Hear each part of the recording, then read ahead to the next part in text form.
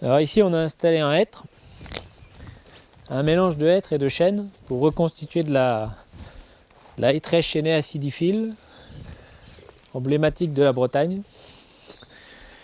Et puis on a mis une petite bordure de résineux pour avoir un peuplement mixte. Alors ici on est dans une plantation d'une essence qui est très appétante pour le gibier, et on est dans une forêt où il y a une densité de cervidés, chevreuils et cerfs trop importante par rapport à cette essence-là qui est très appétante. Donc on n'a pas d'autre solution aujourd'hui que de protéger. Donc on a installé des protections individuelles, des gaines en plastique avec 2 échalas en châtaignier. Donc ça double, voire triple le coût de la plantation. Mais malheureusement, si on veut réussir à sortir ce peuplement-là, on est dans l'impasse aujourd'hui, vu les densités de cervidés, donc on est obligé de protéger.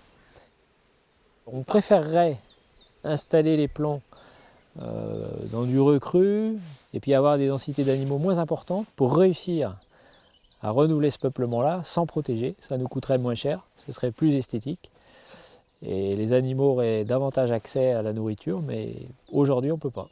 C'est un type de protection parmi d'autres, hein. Il y a des protections électriques. Alors ça marche plutôt bien sur le cerf, c'est totalement inefficace sur les chevreuils. On a aussi des protections contre le frottis, les dégâts des mâles en fait qui frottent leur bois, c'est des arbres de fer.